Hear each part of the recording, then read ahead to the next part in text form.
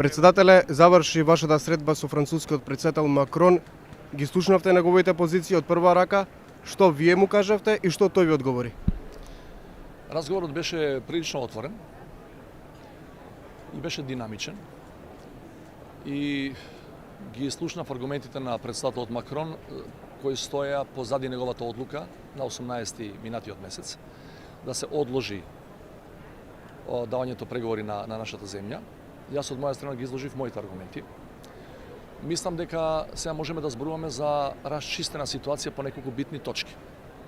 Прво, председателот Макрон веќе почнал и неговиот тим со расчистување на новата методологија.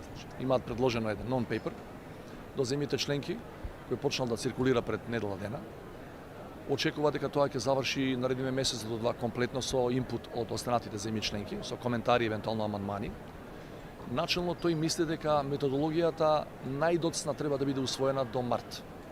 И ако имате меѓународна организација која има 28 земји членки, не може да бидете сигурни. Меѓутоа очекува и пред март да биде донесена новата ревидирана методологија како ја нарекуваат.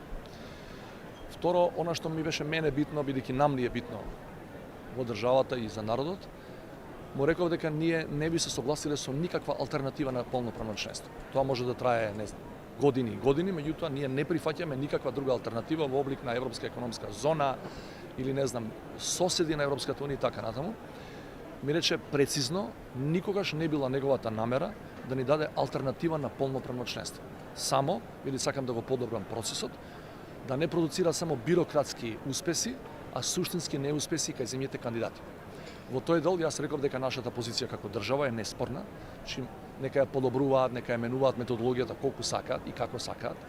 Ние сме комплетно позади принципот на реверзибилност. Тоа значи ако одредено поглавје го затвориме успешно, по извесен период од време се јават проблеми во таа иста област, например слобода на медиуми, да не вратат назад, се согласувам. Дури во еден момент му реков, ако сакате и како полноправна членка, која би биле, да не исклучите од членство од Европската унија, слободно направете го тоа, бидејќи не ми е интерес мене да бидам ја членка тамо, а да не бидам демократија. Јас му реков во неколку наврати му опишам, значи половина од мојот живот го поминав во автократија, поранешна Југославија.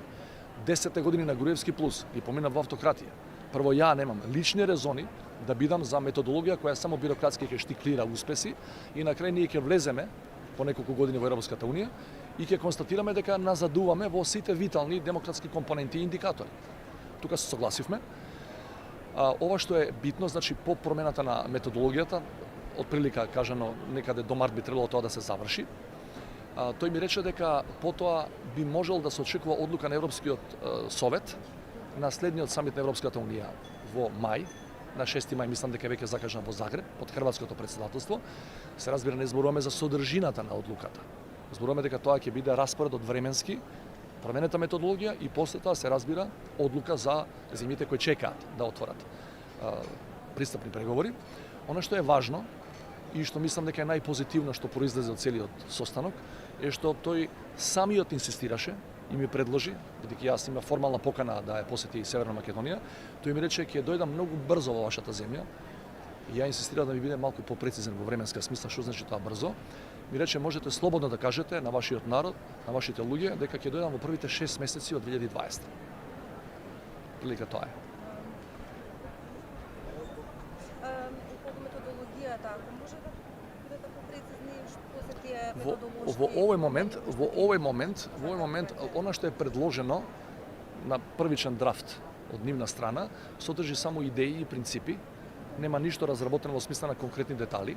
Допрва ќе треба да се разработува, колку што разбирам тој non-paper е од околу 3-3,5 страници, че зборува само за начелата до кои треба да се придржуваат земјите кандидати и земјите членки кои го проценуваат нивниот прогрес.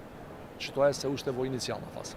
Значи нема конкретни, Не, ништо конкретно. до овој момент не. А до мај велите дека не знаете каква била содржината на тоа одлука. Во мај повторно е можно одложување, повторно е можно негативно. Сите опции се отворени со тоа што председателот Макрон на средбата децидно кажа и тоа бидејќи инсистирав да се каже заради што е одложувањето.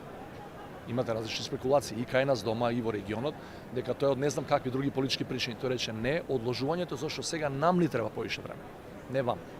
Значи дозволете ние, тоа со тој го почна разговор.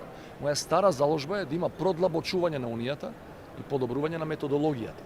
Што се двете страни на исти процес. Продлабочувањето на оние што се веќе внатре, а методологија за оние што сакаат да станат нови членки. И вели тие работи знам дека може да одат паралелно и ќе одат паралелно, бидејќи вие сега барате само отворање на преговорите. Мене ми е кристално јасно. Меѓутоа сакам да ве уверам дека вие испрачавте прво се, второ не ви нудам алтернатива на полноправно членство, некакви други форми на соработка и вели доаѓам тоа да му го објаснам, ако е потребно да го образлагам, да го аргументирам пред вашите луѓе, ќе дојдам во Скопје.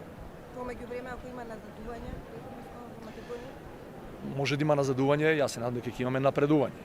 Прва задача во таа смисла, ние знаете да ги организираме како што доликува, како што беа и претходните неколку изборни циклуси, парламентарните избори предвремени, закажани за 12 април. Председателя Франција во изминатиот период многу конкретно, барем амбасадорот Тимонија кажуваше дека они очекуваат да се донесе законот за јавно обвинителство. Тоа беше уште еден од условите заедно со кристално чисти еферизми. Значи од највисокото политичко место во оваа земја, значи од председателот Макрон ми беше речено дека вие исполните се разбира ако во меѓувреме има назадување од тоа што сме го направиле и да сте полноправна земја членка ќе добиете негативен извештај се разбира. Меѓутоа не ми го спомна воопшто законот за дека е неопходно заради ова што ви го објаснував претходно дека е неопходно да се донесе закон за обвинителство, кој претпоставам се мисли на инкорпорирање на што беше СЈО некогаш. Тоа е направено, тој трансфер на предмети знаете дека е направен. Значи не ми го спомена воопшто како тема за разговор, не да ми наметнува негови заклучоци. Благодарам.